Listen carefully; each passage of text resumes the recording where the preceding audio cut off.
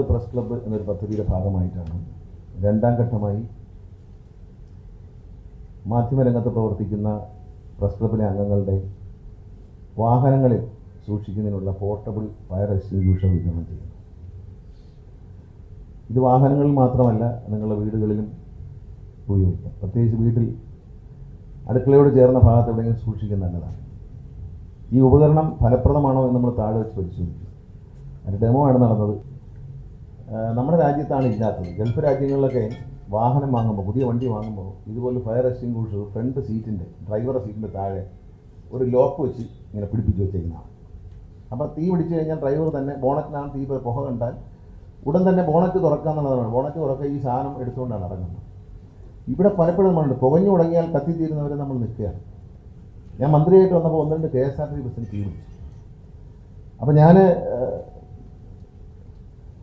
നോക്കിയോ fire extinguisher വാങ്ങിയത്. അങ്ങനെ 10, 2500, 3000 ഫയർ എക്സ്റ്റിംഗ്വിഷർ വാങ്ങി വണ്ടി വെച്ചു. ഒരു സ്ഥലത്ത് അഭിനന്ദനം അർഹിക്കുന്ന കാര്യമാണ്. ആര്യങ്കാവിലൊരു വീടിന് തീ പിടിച്ചു. ഫയറിന് ഒരിക്കലും എത്താത്ത സ്ഥലത്ത്. പക്ഷേ KSRTC ഡ്രൈവർ ഇത് കണ്ടുകൊണ്ട് ബസ്സിലിരുന്ന് എക്സ്റ്റിംഗ്വിഷർ എടുത്തുകൊണ്ട് പോയി ആ വീടിൻ്റെ, പാവപ്പെട്ടവരുടെ വീടിൻ്റെ തീ കാണിച്ചു കൊടുത്തു. അത് നല്ല കാര്യം. ശബരിമലയിൽ ഒരു ബസ്സിന് തീ പിടിച്ചു, പമ്പയിൽ. എന്ത് ചെയ്തു ഡ്രൈവർ? ഈ ഫയർ എക്സ്റ്റിംഗ്വിഷർ അകത്ത് വെച്ചിട്ട് 2 കോടി രൂപയ്ക്ക് മുകളിൽ വിലയുള്ള വോൾവോ ബസ് കത്തി അമരുന്നതിൻ്റെ വീഡിയോ 4 ചുറ്റും നടന്ന് പകർത്തി ഫേസ്ബുക്കിൽ ഇട്ടു. എൻ്റെ വ്യത്യാസം അതാണ്. മറ്റേ ഡ്രൈവറുടെ പ്രസൻസ് ഓഫ് മൈൻഡ് ആ വീട്ടുകാർക്ക് ഉപകാരം ചെയ്തു. നമുക്ക് ഉപകാരം ചെയ്തില്ലെങ്കിൽ വീട് പണ്ട് ബസ്സിന് തീ പിടിച്ചില്ലല്ലോ. എന്നാലും ആ സാധനം കൊണ്ട് ആ വലിയൊരു ദുരന്തം, ഒരു സാധു മനുഷ്യൻ്റെ വീട് കത്തിത്തീരുന്നതെന്ന് അവർ രക്ഷിക്കാനായി കഴിഞ്ഞെങ്കിൽ, മറുവശത്ത് എക്സ്റ്റിംഗ്വിഷർ അകത്ത് തന്നെ വെച്ചിട്ട് ചുറ്റും നടന്ന് വീഡിയോ എടുത്ത് അപ്പം തന്നെ ഫേസ്ബുക്കിലിട്ട്. കാരണം ബസ് സ്വന്തമായിട്ട് ഓടിച്ചുകൊണ്ടിരിക്കുന്ന ബസ് കത്തി അമരുന്നതിൻ്റെ മനോഹരമായ ദൃശ്യം. നമ്മൾ ഈ സ്റ്റീഫൻ സ്പിൽബർഗിനെ പറ്റി പറയും. സ്പിൽബർഗിൻ്റെ അച്ഛൻ അദ്ദേഹത്തിന് ഒരു ക്യാമറ വാങ്ങിച്ചു കൊടുത്തു കുട്ടിയായിരിക്കുമ്പോൾ. അദ്ദേഹത്തിൻ്റെ ഒരു വാസനയാണ്. അപ്പോൾ ഒരു വീഡിയോ ക്യാമറ വാങ്ങിച്ചു കൊടുത്തെന്നാണ് പറഞ്ഞത്. അപ്പോൾ ഈ വീഡിയോ ക്യാമറ വാങ്ങിച്ചു കൊടുത്തപ്പോൾ ഇദ്ദേഹത്തിന് എവിടെ ഉപയോഗിക്കണമെന്ന് അങ്ങോട്ട് പിടി കിട്ടുന്നില്ല. അങ്ങനെ വീട്ടിലാരും ആ സമയം നോക്കി വീടിൻ്റെ അകത്ത് കുറേ തുണിയെല്ലാം വാരി കൂട്ടിയിട്ടിട്ട് കണ്ണാടിയുടെ വെളിയിൽ പോയിരുന്നു. എന്നിട്ട് ഇതങ്ങ് തീ വെച്ചു.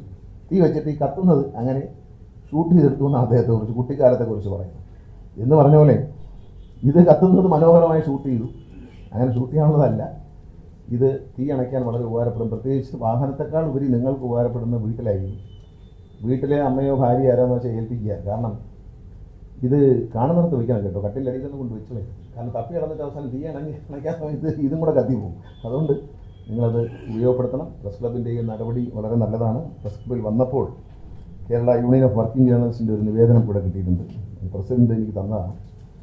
KSRTCയുടെ ബുക്കിംഗ് റിസർവേഷൻ കൗണ്ടറുകൾ ഒഴിവാക്കുകയാണ് ഘട്ടം ഘട്ടമായിട്ട്. ഒഴിവാക്കുമ്പോൾ മാധ്യമപ്രവർത്തകർക്ക് ടിക്കറ്റ് റിസർവ് ചെയ്യാൻ കഴിയുന്നില്ല എന്നൊരു സംവിധാനമാണ്. KSRTCയുടെ പുതിയ സോഫ്റ്റ്വെയർ സിസ്റ്റത്തിൽ, റിസർവേഷൻ സിസ്റ്റത്തിനകത്ത് തീർച്ചയായിട്ടും അതുകൂടി ഉൾപ്പെടുത്തും. ഒരു കാരണവശാലും അങ്ങനെ ഒരാൾക്കും ഇത്തരത്തിൽ അവസരം നഷ്ടപ്പെടുത്തുകയില്ല. എല്ലാ ഫെസിലിറ്റിയുള്ളൊരു ആപ്പായിരിക്കും. ആപ്പിൽ വേണ്ട മാറ്റങ്ങൾ, ഇങ്ങനെയുള്ള സജഷൻസ്, ഇപ്പോൾ ഈ ഒരു സജഷൻ നല്ലതാണ്. ഇത് പറയുമ്പോൾ ഇന്ന് തന്നെ ആ ആപ്പ് ചെയ്യുന്നവരോട് ഇതുകൂടി ഉൾപ്പെടുത്തും. പ്രത്യേകിച്ച് ബ്ലൈൻഡ് ഫ്രണ്ട്ലി ആയിട്ടുള്ള ആപ്പാണ് വരുന്നത്. കാഴ്ചശക്തി ഇല്ലാത്തവർക്ക് കേട്ടുകൊണ്ട് തന്നെ റിസർവ് ചെയ്യാനും വണ്ടിയുടെ അവൈലബിലിറ്റി എല്ലാം അറിയാനും വേണ്ടിയുള്ള ആപ്പാണ് കൊണ്ടുവരുന്നത്. ചെറിയ സംവിധാനമല്ല.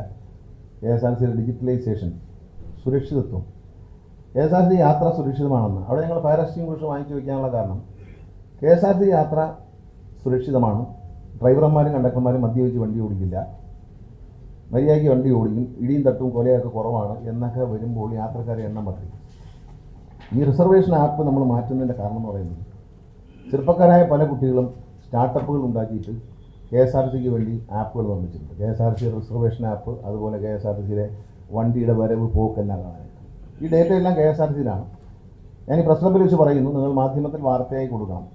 ചെറുപ്പക്കാരായ വിദ്യാർത്ഥികൾ, സ്റ്റാർട്ടപ്പുകാർ ഉണ്ടാക്കി ഒരുപാട് ആപ്പുകൾ. എനിക്ക് മുമ്പിരുന്ന മന്ത്രിയുടെ കാലത്തും MDയുടെ CMDയുടെ കാലത്തും അവർ ആപ്പുകൾ ഉണ്ടാക്കി ഇങ്ങനെ കാണിക്കുന്നുണ്ടായിരുന്നു. നല്ല നിലവാരമുള്ള ആപ്പുകൾ ക്ഷണിക്കുന്നു. കൊണ്ടുവന്നാൽ അവർക്ക് ഈ ഒരു കണക്ടിവിറ്റി KSRTC. അപ്പോൾ പല ആപ്പുകൾ, ഇപ്പോൾ റെയിൽവേ നോക്കിക്കഴിഞ്ഞാൽ ഇഷ്ടമുള്ള ആപ്പ് ഡൗൺലോഡ് ചെയ്യാം. പക്ഷേ ട്രെയിൻ എപ്പോഴാണ് വരുന്നത്, എപ്പോഴാണ് പോകുന്നത് അറിയുന്നത് പോലെ സ്റ്റാർട്ടപ്പായ ചെറുപ്പക്കാരായ ആളുകൾ, കുട്ടികൾ കൊണ്ടുവരുന്ന ആപ്പുകളെ അംഗീകരിക്കുകയും KSRTCയുമായി ലിങ്കിലെത്തുകയും ചെയ്യുമ്പോൾ ഈ ആപ്പുകളിലൂടെയെല്ലാം റിസർവേഷൻ അനുവദിക്കും. ഇവർക്ക് എന്താ വരുമാനം എന്ന് ചോദിച്ചാൽ, ഈ റിസർവേഷന് കിട്ടുന്ന ഒരു പെർസെൻറ്റേജ് നമ്മളിപ്പോൾ ഒരു കമ്പനി കൊടുക്കുന്നു, ആ പെർസെൻറ്റേജ് അവർക്ക് കിട്ടും. അല്ല നമ്മളെ കയ്യിൽ നിന്ന് കാശ് കൊടുത്തുള്ള പരിപാടിയൊന്നുമില്ല.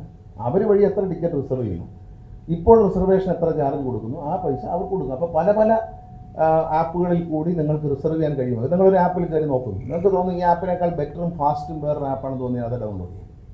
നമ്മൾ റെയിൽവേയുടെ തന്നെ ആപ്പ് ഡൗൺലോഡ് ചെയ്യുമ്പോൾ ഏതാണ് 5 സ്റ്റാർ ഉള്ളത്, ഏതാണ് കൂടുതൽ റേറ്റിംഗ് ഉള്ളത് നോക്കിയിട്ടാണ്. അതുപോലെ റേറ്റിംഗ് നോക്കി ആപ്പ് ഡൗൺലോഡ് ചെയ്യും. ചെറുപ്പക്കാരായ പലരും മുന്നോട്ട് കൊണ്ടുവന്ന ആപ്പുകൾ അത് പരിശോധിച്ച് KSRTC അവർക്ക് കൂടി അനുവാദം കൊടുക്കും. അപ്പോൾ അതിലൂടെ നമുക്ക് റിസർവ് ചെയ്യാം, പേയ്മെൻറ്റ് നടത്താം, എല്ലാ കാര്യങ്ങളും കൊടുക്കുന്ന ഒരു സംവിധാനം വരും. ഞാൻ ദീർഘിപ്പിക്കുന്നില്ല. ഒരു നല്ല സമ്മാനമാണ്. അപകടരഹിതമായ ഒരു ജീവിതം ഉറപ്പുവരുത്തുന്നതിന് പ്രസ് ക്ലബ്ബ് അനേകം പ്രവർത്തനങ്ങൾ കഴിഞ്ഞു. ഇന്ത്യയിൽ തന്നെ ഏറ്റവും നമ്പർ 1 ഒരു പ്രസ് ക്ലബ്ബായി കേരളത്തിലെ പ്രസ് ക്ലബ്ബിൽ മാറാൻ കഴിഞ്ഞു എന്ന അഭിനന്ദനാർഹമായ ഒരു സന്ദർഭത്തിലാണ് ഇത്തരത്തിലൊരു പദ്ധതി നടപ്പിലാക്കുന്നത്. ഒരു സംസ്ഥാനത്തെ, രാജ്യത്തെ മുഴുവൻ പ്രസ് ക്ലബ്ബുകളെയും അവലോകനം ചെയ്ത് കൊടുക്കുന്ന ഒരു അവാർഡില്ല. ഒന്നാമതെത്താൻ കഴിയുക എന്ന് പറയുന്ന ചെറിയ കാര്യമാണ്. അതുകൊണ്ട് ഈ ഫയർ എക്സ്റ്റിങ്ക്യൂഷർ നിങ്ങളുടെ വാഹനത്തിലെയും വീട്ടിലെയും തീ അണയ്ക്കട്ടെ, വാർത്തകളുടെ തീ അണയാതെ തന്നെ കത്തിച്ചു നിർത്താൻ നിങ്ങൾ കഴിയട്ടെ എന്ന് ആശംസിച്ചുകൊണ്ടും ഇതിൻ്റെ ഉദ്ഘാടനം നിർവഹിച്ചായി അറിയിക്കുന്നു. നന്ദി, നമസ്കാരം.